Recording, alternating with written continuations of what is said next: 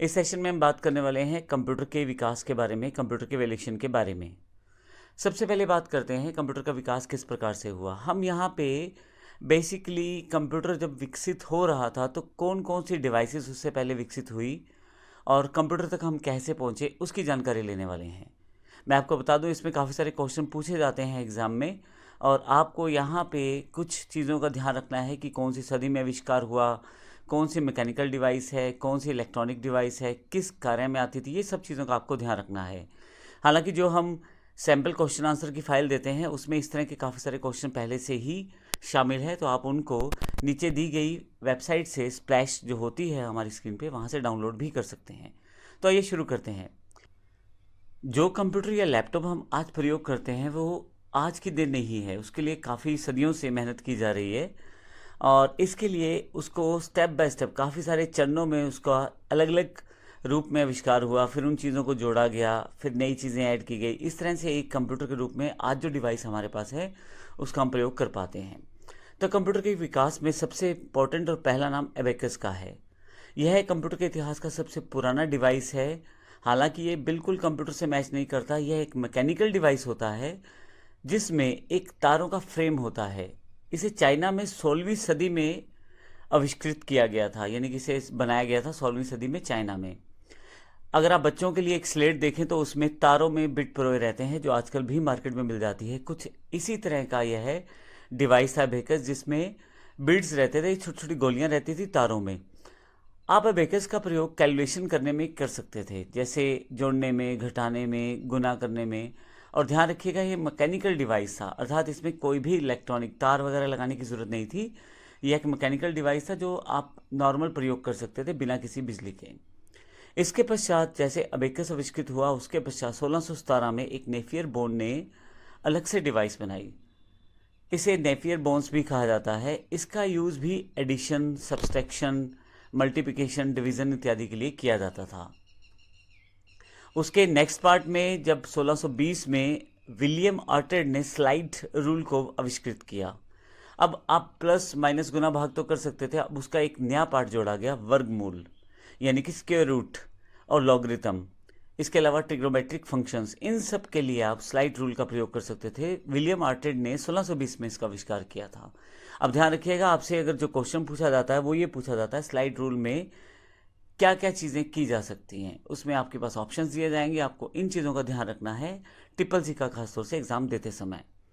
अगला हमारे पास है पास्कल कैलकुलेटर। ब्लेज पास्कल ने एक मैकेनिकल डिजिटल कैलकुलेटर का आविष्कार किया 1645 में।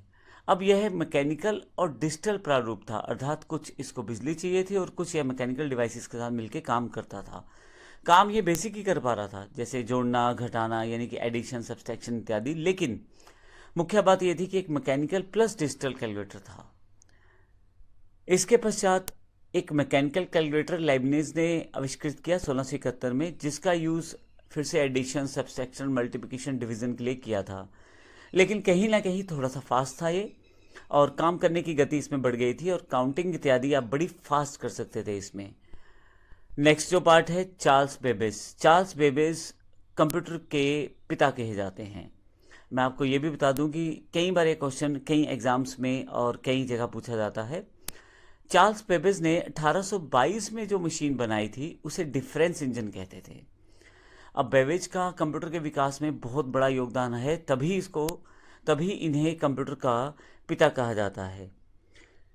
आप विभिन्न बीजगणितीय वलनों का मान 20 दशमलव तक आसानी से ज्ञात कर सकते हैं और वो बिल्कुल एक्यूरेट, अर्थात यह मशीन जो आपकी कैलकुलेशन करती है वो 20 डेसिमल्स प्लेसेस तक कर सकती है और बिल्कुल सही कर सकती है। और इसकी एक प्रॉब्लम ये थी कि उस वक्त ये मशीन जो थी भाप से चलती थी, अर्थात इस बड़ा इंफ्रा, एक बड़ा प्रोसेस और एक भाप, यानी कि इसको चलाने के लिए आपको स्टीम की आवश्यकता होती थी। लेकिन उन दिनों में नॉर्मल व्यक्ति तो इसका प्रयोग बिल्कुल नहीं कर सकता था, क्योंकि साइज़ भी बड़ा और उसके लिए रिक्वायरमेंट्स भी ज़्यादा। लेकिन फिर भी कमर्शियल एरियाज़ में इसका यूज़ होना शुरू हो गया, जैसे डिपार्टमेंट, पोस्टेज डिपार्टमेंट है या रेलवे डिपार्टमेंट है, बीमा डिपार्टमेंट है, इन कमर्शियल एरियाज़ में इसका प्रयोग करना शुरू किया गया। इसके पश्चात एनालिटिकल इंजन का आविष्कार हुआ। चार्ल्स बेबेज ने यह मशीन तैयार की में अब इनपुट आउटपुट, स्टोरेज भी अवेलेबल थी, कंट्रोल भी था।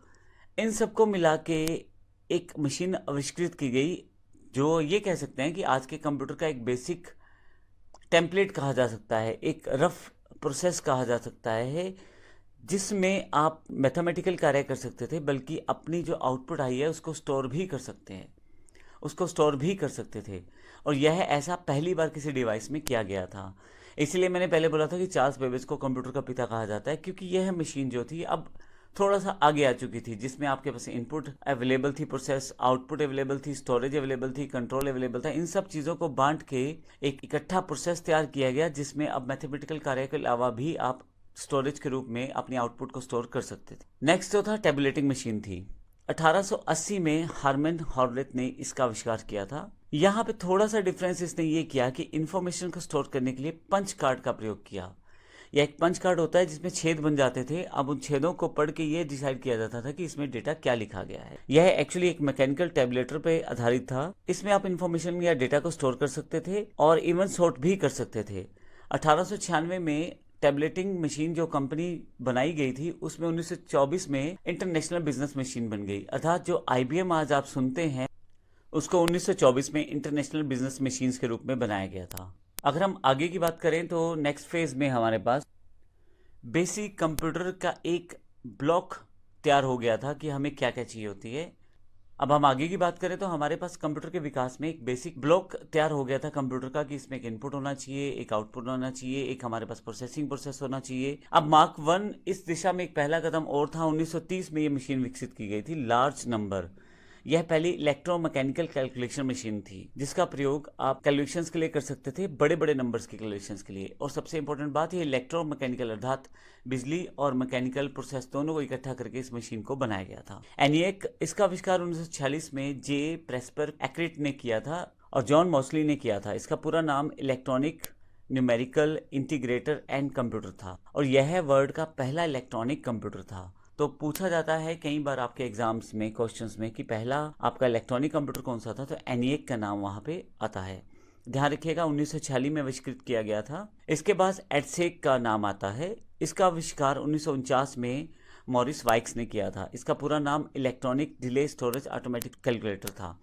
जहाँ पे इलेक्ट्रॉनिक और मैकेनिकल फंक्शंस को यहाँ पे तवज्जो दी गई, वहीं पे साथ में स्टोरेज के लिए भी यहाँ पे स्पेसिफिक प्लेस सेटअप किया गया। अर्थात यहाँ पे अब इंफॉर्मेशनल प्रोसेस को आप स्टोर भी कर सकते थे।